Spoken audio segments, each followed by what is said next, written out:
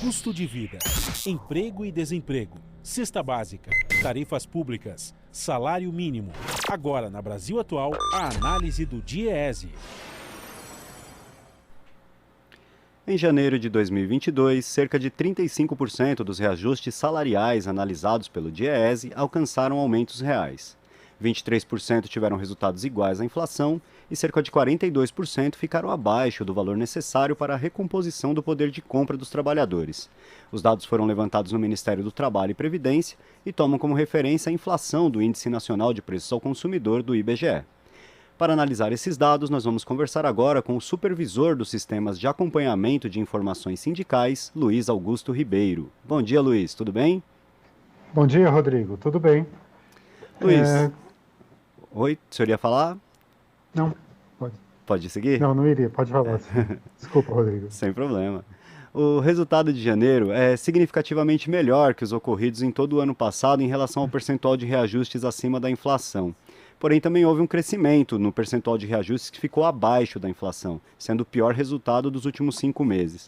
O que a gente pode aferir desses dados, Luiz? O que eles mostram sobre a situação dos trabalhadores?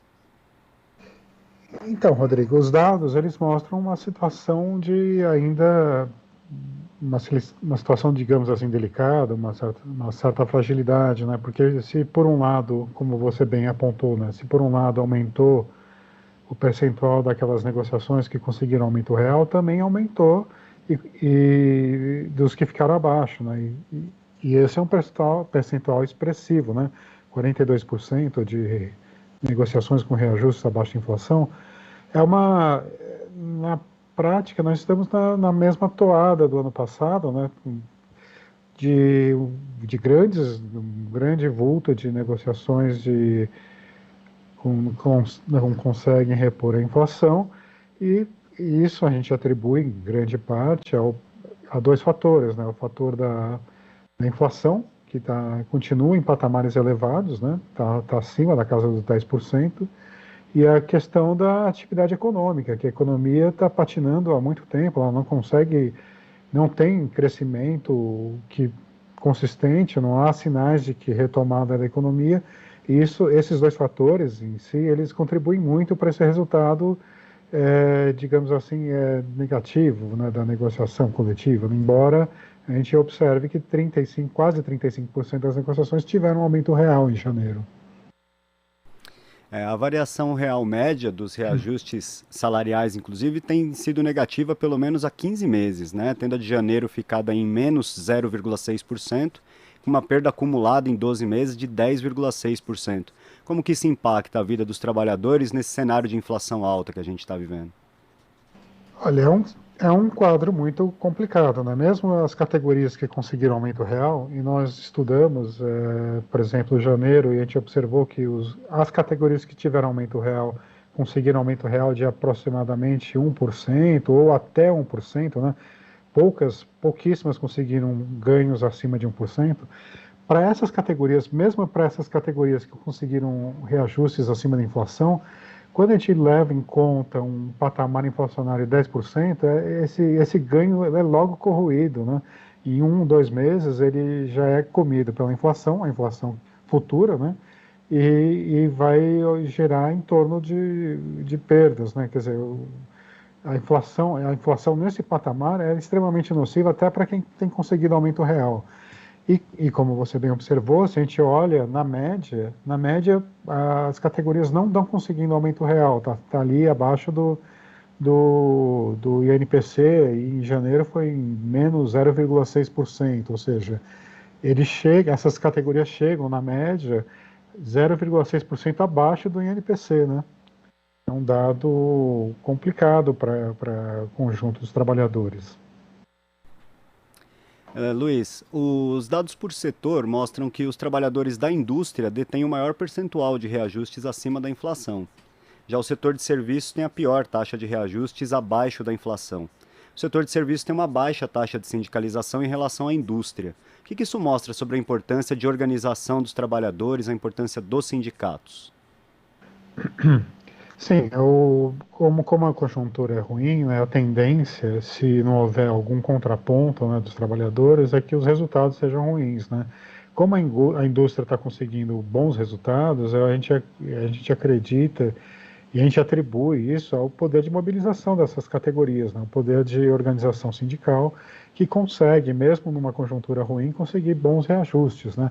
O setor de serviços ele tem contra ele, né, vários fatores, né? Por exemplo, uma alta rotatividade no setor, uma dispersão maior entre os trabalhadores no local de trabalho, por exemplo, você não tem uma concentração grande de trabalhadores no mesmo local que estimula a sindicalização, estimula a ação sindical, e isso prejudica bastante a organização, né?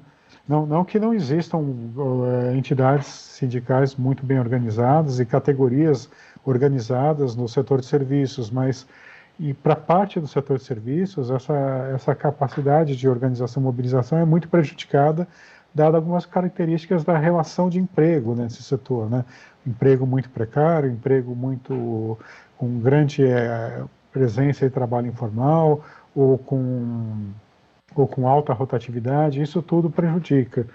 E aí, como você bem falou, a sindicalização é um elemento chave para conseguir uma reposição e ganhos, né? Não só em termos econômicos, mas também em termos de cláusulas sociais, né? Como a gente observa também analisando os acordos e as convenções dessas categorias. E Luiz, uma última questão, observando esses dados, né, a inflação se mantendo em alta, como vem até agora, assim como o desemprego, que também ainda se mantém em alta, quais são as perspectivas para os reajustes salariais de 2022? A gente tem alguma perspectiva de melhora? Olha, Rodrigo, é uma pergunta difícil de responder, né? O que nós temos observado nos últimos meses é de certo modo, uma estabilização de um quadro, né? Tem variado conforme as datas bases, mas variado dentro de uma escala em que uma parte significativa dos trabalhadores não tem conseguido aumento real. Dado esse sinal de que a inflação ela continua alta e vai persistir alta pelo menos nos próximos meses, né?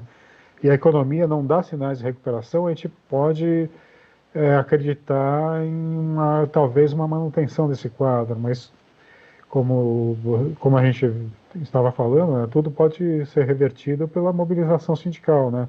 Esse é o fator, esse é o trunfo, né, para as negociações futuras, né? O que pode fazer a diferença, né? Porque os outros fatores, né, os fatores como desemprego, atividade, inflação, esses estão jogando então não estão favorecendo a negociação coletiva, né?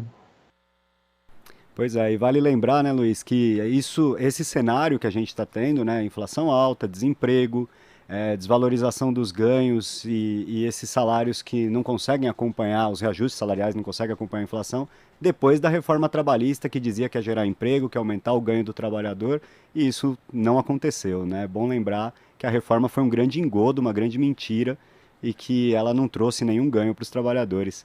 Luiz, quero agradecer sua participação aqui no Jornal Brasil Atual. Um bom dia para você. Bom dia, Rodrigo. Conversamos aqui com o supervisor dos sistemas de acompanhamento de informações sindicais do DIEESE, Luiz Augusto Ribeiro. Você está ouvindo Jornal Brasil Atual. As notícias que os outros não dão.